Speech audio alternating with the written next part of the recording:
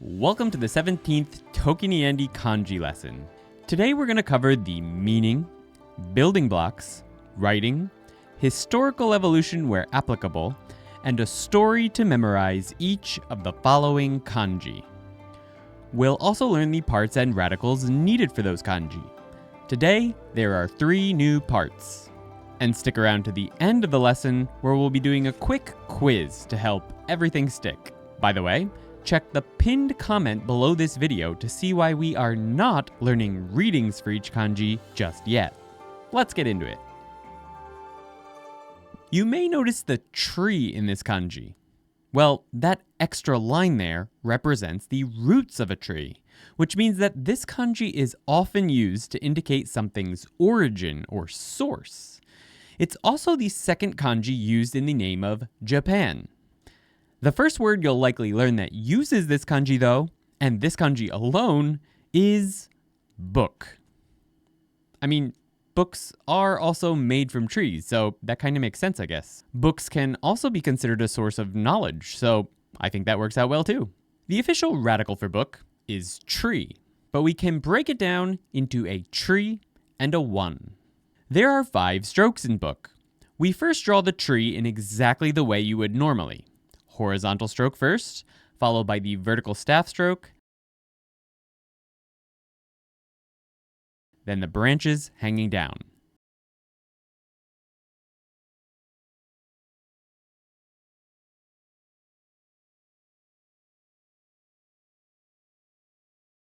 Finally, we cut through the trunk of the tree with the horizontal one, representing the roots. This was always a pictograph of a tree with an extra stroke or 2 added to represent the roots. I don't know what kind of tree this one is, but I'd sure like to see one on whatever planet it comes from. We're going to use the story, "From a fluorescent worm in the ground, a tree springs up, the origin of all trees. And from that tree hang books, the origin of our knowledge." Remember that it's a good idea to pause the video after each story and really try to imagine it, or to create a story of your own that will help you remember the kanji even better. Make sure the story contains the meaning and every single part in some way. This kanji shows up in lots of words that have to do with culture, writing, and the like, so we went with a meaning of literary arts. The official radical for literary arts is literary arts.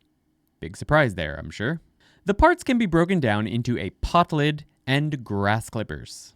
There are 4 strokes in literary arts. We start with the 2 strokes in pot lid on top, and then write the normal and backwards no characters beneath. In some fonts, the final stroke is not connected to the pot lid above, but in writing it often is. Make sure to sort of sweep out the ends of each no stroke at the end. If I had better researched the history before choosing the name for this kanji, I likely would have chosen the name decoration, as that's historically what this character represented. I've seen explanations that it's a pictograph of someone with tattoos, or the collar of the clothes someone is wearing. It's clearly a fancy person with something unique on their body, whether tattoos or clothes, as this person is quite different from the other historical representations we've seen of people so far. As a quick note, while I did do some historical research before choosing names for this N5 series, I'm doing way more of it before choosing names for the N4 series right now. So hopefully this little issue won't happen again. To memorize this one, we're going with the story, "The literary arts can make anything sound artistic." Put a pot lid on some grass clippers, and you've got yourself a literary masterpiece. You can see here a book about pot lid wearing grass clippers. Please share any stories you made for the kanji in this video in the comments. It might help someone who our stories did not help. Can't imagine that. That brings us to our first part for today, which is the brush radical. Technically, it is its own official radical, but this is really only used as a radical, and not a kanji on its own in modern Japanese. So we're not worrying about that today. it can technically be broken down into 3 parts. One that looks like a yo katakana that we'll be covering in N4, a 2, and a staff. But this is actually easier to learn as a pictograph, so we're going to use itself as a single part today. There are 6 strokes in brush radical. We start with drawing the 3 strokes in what looks a lot like the katakana yo, except for the fact that the second stroke cuts through the first upside down and backwards L stroke, and also starts further out to the left than the first stroke. After finishing up on the yo part, we draw 2 beneath it. We then cut through everything with a vertical staff stroke. Historically, this was always a pictograph of a hand holding a brush, with the yo part representing the hand and the rest of the strokes representing a brush. As usual, the older versions were more clearly pictographic, and the aliens only had 3 fingers. For our story, we're going with a pictograph of a hand holding a calligraphy brush. The bristles made of 2 fluorescent worms. Speaking of brushes, hit the like button if you enjoy all the calligraphy that Yuki has worked so hard on for this series. According to my trusty kanji list that I created, we have one more part before we can move on to the next kanji. It means according to. You may notice that this looks an awful lot like sun, but it's not sun. The one in the middle does not connect to the other side of the mouth, which is the only way you can really tell the difference. It is its own official radical, though we're just learning it as a part, since this is a Kanken level 1 kanji, so we don't really need to worry about that. We can break it down into a mouth and a 1 though. There are 4 strokes in according to, which are exactly the same as those in sun, except that the third stroke, which is a vertical 1, stops short before reaching the other side of the mouth. Some versions of this, especially in font, are written bigger than sun to make it a little more obvious that they're different. At least that's why I think they're bigger. I should mention, though, that when this is a part in other kanji, it's often indistinguishable from sun. So that's exciting, isn't it? Historically, this has always been a pictograph of a mouth. Some explanations say that the one inside is a tongue. It's always had a meaning of speak, but to avoid confusing it with the kanji for say, we've gone with according to, which is one of the few common words that this is still used in. The old versions look more like a boat to me, but this line that keeps moving around on top is the tongue, I guess. Or maybe a mustache? For our memorization story, we're going with, according to mouth 1, when mouth 2 says something, you can see that its tongue is actually a fluorescent worm. I hope that you wrote everything down that we covered so far today, or at least tried to write some of the kanji. I mean, you don't really have to, but this kanji means right. The official radical of right is brush. Hello? Really? You're right. Correction. The official radical is according to. Missed opportunity, eh? The parts are brush and according to, though. There are 10 strokes in right. We start by writing the brush radical. Remember that the second stroke in the part that represents the hand holding the brush is much longer than the outer fingers and cuts through the right side. I guess that part represents the arm or something. After writing the 2 below this part, we then cut the vertical staff stroke down through everything, but we do not cut through the bottom this time. When brush radical is used as an upper part in a kanji, the final stroke does not cut through the bottom, so make sure to stop at the final horizontal stroke. We then draw what looks exactly like sun beneath this part, but is actually according to. Well, sort of. Historically, this was a pictograph of a brush writing something down, just like it is now. The lower part was apparently this full kanji that we'll learn later, and it was eventually simplified into just according to, despite that being an entirely different kanji. We can clearly see the modern form appearing around 500 years ago during the Ming Dynasty. To memorize this one, we're going with the following story. The brush writes down things according to others, like quotes or something. Right over here, we have a kanji that means right. The official radical for right is mouth for some reason. Perhaps because it's sort of to the right of the other part? It's a little odd to me though because the parts are left hand and mouth, though historically the parts were right hand, or what we learned as again, and mouth. All the more reason for me to expect this to be the official radical, but it is what it is. There are 5 strokes in right. Normally, the left hand part is written horizontal stroke followed by the no part. But for the kanji right, it's written no part first and horizontal 1 part second.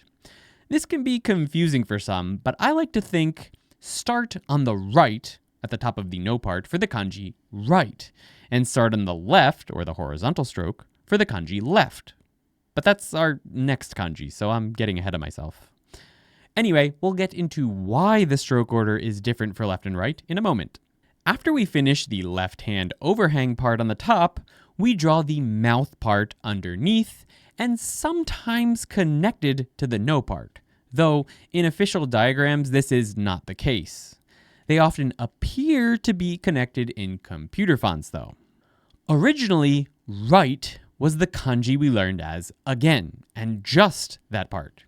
You may remember my rant about how it may have actually made sense to learn that kanji part as right hand.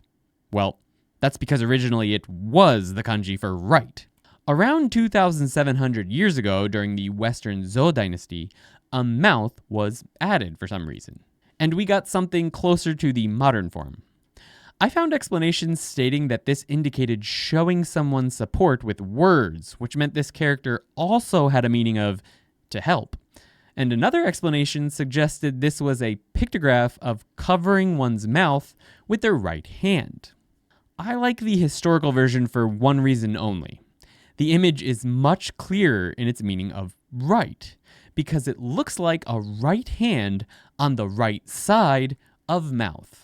For our story, we're using the modern part names we learned and saying, my left-hand man is here. But since this is the kanji for right, we start on the right and draw no first.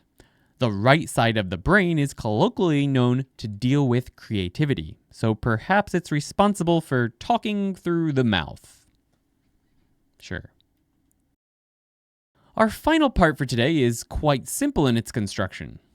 It means construction. Construction is its own radical. Of course, we're just learning this as a radical, so don't worry about that too much. We'll also consider it its only part. There are 3 strokes in construction. We start with the horizontal stroke on top, draw a vertical stroke from right around the middle of the first stroke, and then draw the horizontal stroke connected to that vertical stroke below. Keep in mind that while in computer font this final stroke looks to be identical in length to the first stroke, in writing, this one is supposed to be a bit longer. Though apparently the origin of this kanji is not fully known, some explanations suggest that it's the image of 2 sheets of wood with holes cut in the middle and a peg stuck through them. I can see that in most of these, but apparently this peg has wings? And this one, good luck getting that peg through any holes. What it looks like to me though is an I-beam. So our story is, this is an I-beam, an extremely important part of construction. Here on the left, we see our next kanji, the only one left. It means left, but not the second left I said. The first left I said. Huh? Anyway, the official radical for left is construction, and the parts are left hand and construction. There are 5 strokes in left. We draw the left-hand part in its standard order. And this really is the left-hand part, both now and historically. We start from the left on the first horizontal stroke, and then draw the no part through it. That part overhangs or encloses the 3 strokes in the construction part beneath it. The original kanji for left was apparently just the top part of the modern kanji, which we learned as left hand, and construction was added later as a part without adding any meaning to the kanji as a whole, just like the kanji for right actually. Another explanation I read suggested that the kanji was an ideograph representing using the left hand to hold a peg or tool of some sort that you're working with. If we look at the kanji for right and left together though, it honestly looks like both the mouth part in right and this construction part in left were just added so that they could put the hand part on either the right or left side of that meaningless part. For our story, we're going with, since this is left, our left-hand man can be drawn normally. Since the left side of the brain is more logical and analytical, it's clearly more fit for engineering and construction. Thus the I-beam. The only thing left for me to say is, make sure to get subscribed. The button should be down there on the left, at least in January of 2024. Over there? Over there? I can't remember. Which brings us to the Lesson 17 quiz. In this section of the video, I'll show you a flashcard with the English meaning for a kanji. Pause the video when we show each card and try to remember how to write that kanji. Next, write it on your hand with your finger or on a piece of paper. Then press play and see if you were right. The best way to remember kanji you just learned is to search your memory for the story we taught you or the one you made based on the English word on the flashcard. Our first card is book.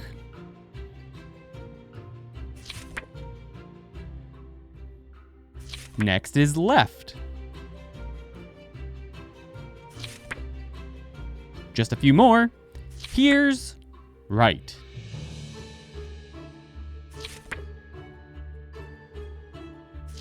And then there's literary arts.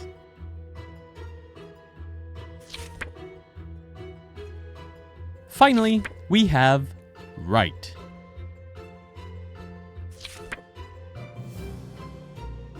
Let us know how many you got right down in the comments. You can learn the next 5 kanji by clicking here, if the video is already out. If you don't want to wait, you can continue learning with our level 1 kanji flashcard deck for Anki on ToKiniAndy.com. We're also releasing kanji series videos early for all the members there, so check it out if you want a head start.